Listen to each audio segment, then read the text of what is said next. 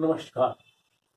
आज हम stress cycle मधचक्र के संबंध में बात करेंगे।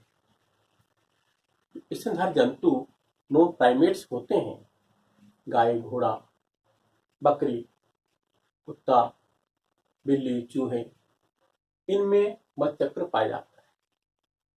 जबकि जो मानव है और जो प्राइमेट जंतु होते हैं उनमें मेंस्ट्रुएशन साइकिल पाया जाता है, रज चक्र पाया जाता है। तो मधचक्र जो इन जंतुओं में पाया जाता है उसकी चर्चा हम आज करते हैं। ये जो मधचक्र है ये एक ऐसा चक्र है जो बार बार दोहराया जाता है। इसके अंतर्गत जो मादाएं होती हैं वो सहवास के लिए तैयार हो जाती हैं। जो मादाएं जन्म क्षमता प्राप्त कर लेती हैं वो हमेशा सहवास के लिए, गर्भ धारण करने के लिए तैयार नहीं होती। ये विशेष समय अवधि में ही इस क्रिया को करती हैं और इसमें सहयोग प्रदान करती हैं। तो ये जो समय अवधि है ये ऋतु जो स्ट्रेस साइकिल है, जो मधचक्र है, उस रूप में पाया जाता है। और ये जो चक्र है ये समय अंतराल के पश्चात दोहराया जाता है। इसके अंतर्गत समय समय पर मादाएं गर्भधारण के लिए तैयार होती रहती। तो ये जो परिभाषा है मधचक्र की उसे हम इस प्रकार से कहेंगे, the cycle of repetition of the period of maximum sex अर्ज इन फीमेल एनिमल। जो मैथुनी इच्छा होती है मादाओं में उसका चक्र जो समय अंतराल के साथ दोहराया जाता है। इस समय के अंदर जो मादाएं होती हैं उनके देह में जो परिवर्तन होते हैं, जनक अंगों में काफी परिवर्तन उत्पन्न होते हैं और मानसिक रूप से भी वो इसके लिए तैयार हो जाती है। इस मधचक्र के दौरान में ये जो मादाएं होती हैं उनकी जो जनन अंग होते हैं इस दौरान में जन्म क्रिया के लिए तैयार होते हैं। जो अंडाशय होता है उसमें जो कोशिकाएं होती हैं वो अंडे का निर्माण करती हैं और गर्भाशय जो होता है रोपण क्रिया के लिए अपने आप को तैयार कर लेता है। जो जनन नाले हैं, जो जेनिटल ट्रैक्ट है, वेजाइना और अन्य जो नलिकाएं होती हैं वो भी जो मैथुनी क्रिया है उसके लिए अपने आप को तैयार कर लेती हैं। और एक सबसे जो महत्वपूर्ण घटना घटित होती है इस मधचक्र के दौरान में, ओव्यूलेशन, अंडोत्सर्ग क्रिया, जिसके अंतर्गत जो अंडाशय से जो अंडा है वो मुक्त किया जाता है जो निषेचन में भाग लेता है। तो समस्त क्रियाएं मधचक्र के दौरान में पाई जाती है। ये मधचक्र की जो अवधि है वो अलग अलग जंतुओं में अलग अलग पाई जाती है। जैसे कि चूहों में ये 9 से 15 दिवसीय पाई जाती है, जबकि कुत्ते में ये 4 दिवसीय पाई जाती है। जो स्तनधारी जंतु होते हैं जिसकी हम बात कर रहे हैं मवेशियों की, उनको हम 2 वर्गों में बांट लेते हैं। इस आधार पर कि इनकी एक प्रजनन ऋतु में जो मधचक्र की संख्या है वो कितनी पाई जाती है, 1 या 1 से अधिक। जो मोनोस्ट्रस जंतु होते हैं उसमें एक प्रजनन ऋतु के अंदर केवल एक मधचक्र पाया जाता है, जिसके अंतर्गत वो प्रजनन क्रिया में भाग लेते हैं, जैसे कुत्ता है।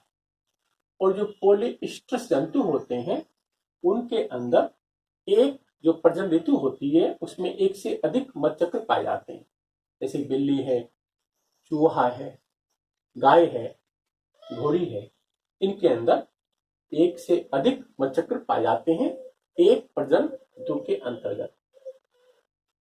जो मनुष्य है या प्राइमेट जंतु होते हैं उनमें स्ट्रेस चक्र के स्थान पर रज चक्र पाया जाता है।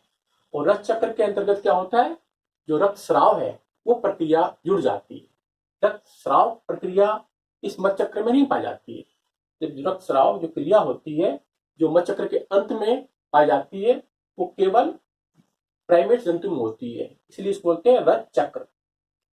अब हम बात करते हैं ये जो मधुचक्र है वो किन अलग अलग प्रावस्थाओं में, चरणों में विभाजित पाया जाता है। एक जो सर्वप्रथम पहला जो इसका प्रावस्था होती है प्रोइस्ट्रस प्रावस्था पाई जाती है। इस्ट्रस प्रावस्था द्वितीय है और मेटाइस्ट्रस प्रावस्था तृतीय प्रावस्था के रूप में पाई जाती है। और अंत में डाइस्ट्रस पीरियड या प्रावस्था पाई जाती है। जो दो मधुचक्रों के बीच का समय, जो विश्राम समय है, वो डाइस्ट्रस जो पीरियड होता है इस रूप में पाया जाता है। ये जो अंडाशय चक्र है, इस मधुचक्र के दौरान में, ये अंडाशय चक्र के दौरान में जो अंडाशय है उसमें विभिन्न परिवर्तन होते हैं। ये गर्भाशयी चक्र है जिसके अंतर्गत जो गर्भाशयी भित्ति होती है उसमें अनेक परिवर्तन होते हैं इस मधुचक्र के दौरान में। ये पीयूष ग्रंथि है, इसके द्वारा विभिन्न हार्मोनों का स्राव होता है और ये जो पुटिकाएं होती हैं ये भी विभिन्न हार्मोनों का स्राव करती है और इन हार्मोनों के माध्यम से ये चक्र नियंत्रित किया जाता है। ये जो पहला प्रोइस्ट्रस पीरियड होता है इस मधुचक्र का, उसके अंतर्गत जो पीयूष ग्रंथि होती है उसके द्वारा FSH और LH दो हार्मोन का स्रावण किया जाता है। सर्वप्रथम FSH हार्मोन जो होता है, फॉलिकल स्टिमुलेटिंग हार्मोन होता है, वो स्रावित होता है। उसके प्रभाव से जो अंडाशय में कोशिकाएं होती हैं वो परिवर्धन करने के लिए प्रारंभ कर देती हैं प्रक्रिया को। प्रीमोडियल जो फॉलिकल्स है ये अपने को परिवर्धन करने के लिए प्रेरित पाती है FSH के प्रभाव से। इसका रूपांतरण प्राथमिक कोशिका में होता है। प्राथमिक कोशिका द्वितीय कोशिका में रूपांतरित होती है और द्वितीय कोशिका जो है वस्कुलर कोशिका में रूपांतरित हो जाती है जिसके अंदर एक गुहा पाई जाती है, एंट्रम। और अंत में जो पूर्ण परिवर्धित कोशिका है ग्रेफियन कोशिका के रूप में परिवर्धित हो जाती है। ये सब की सब क्रियाएं प्रोइस्ट्रस पीरियड के अंदर पाई जाती है। ये जो कोशिकाएं होती हैं जो परिवर्धन कर रही हैं इनके द्वारा एस्ट्रोजन का स्राव प्रारंभ हो जाता है और एस्ट्रोजन के प्रभाव से ये जो गर्भाशय भित्ति है इसमें भी परिवर्तन प्रारंभ हो जाते हैं। इसका जो एंडोमेट्रियम स्तर है वो परिवर्तित होकर मोटा होने लगता है। ये जो एस्ट्रोजन है ये इसके अंदर जो रक्तवाहिकाएं होती हैं उनके अंदर भी जो वृद्धि करता है, वो भी एक नेटवर्क बनाना प्रारंभ कर देती है। तो इस पीरियड के अंतर्गत जो प्रोइस्ट्रस पीरियड है इसमें एस्ट्रोजन प्रभावी रूप से कार्य करता है और गर्भाशय भित्ति को रोपण के लिए प्रारंभिक रूप से तैयार करता है। इसके अंतर्गत जो वेजाइनल ट्रैक्ट है या जो इसका गर्भाशयी जो ट्रैक्ट होता है उसके अंतर्गत भी एक चिपचिपा पदार्थ स्रावण करना प्रारंभ हो जाता है। ये जो वेजाइनल ट्रैक्ट है इसकी जो उपकला कोशिकाएं होती हैं वो भी अपने स्तर को मोटा बनाना शुरू कर देती हैं। ये पूर्ण जो क्रियाएं हैं वो प्रोइस्ट्रस पीरियड के अंतर्गत पाई जाती है और FSH के माध्यम से ये कोशिका इस रूप में रूपांतरित हो जाती है। अब देखिए जैसे एस्ट्रोजन का स्रावण इन कोशिकाओं के द्वारा हो रहा है तो धीरे धीरे एस्ट्रोजन की मात्रा रक्त में बढ़ती है और रक्त में बढ़ती हुई मात्रा जब इसकी अधिक सांद्रता हो जाती है तो एस्ट्रोजन की अधिक सांद्रता FSH स्राव को रोक देती है, सम्मिलित कर देती है और इसके स्थान पर पीयूष ग्रंथि LH स्राव को प्रारंभ कर देती है। LH के प्रभाव से इस कोशिकाएं पहले एस्ट्रोजन का स्राव कर रही थी, वो LH इसका प्रोजेस्टेरोन का स्राव कुछ मात्रा में प्रारंभ कर देती है और प्रोजेस्टेरोन के स्राव से इस कोशिका में कुछ गतिविधि प्रारंभ हो जाती है और वो इसको अंडोत्सर्ग क्रिया के लिए प्रेरित कर देती है।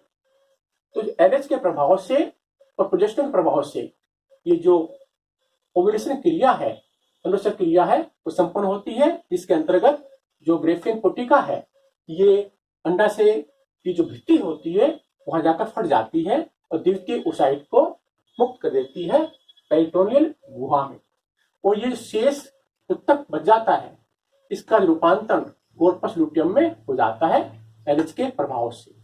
तो ये जो क्रिया है स्ट्रेस पीरियड जिसके अंतर्गत ओव्यूलेशन क्रिया हो रही है, ये वो समय अवधि है जिसमें मादाएं जो नरों के साथ सहवाग करने की इच्छा अधिकतम रखती हैं। तो ये पीरियड स्ट्रेस पीरियड कहलाता है, जिसके अंतर्गत ओव्यूलेशन क्रिया होती है। और इस दौरान में यदि निषेचन क्रिया होती है, मैथुनी क्रिया होती है, तो ये निषेचन की संभावनाएं अधिकतम पाई जाती है।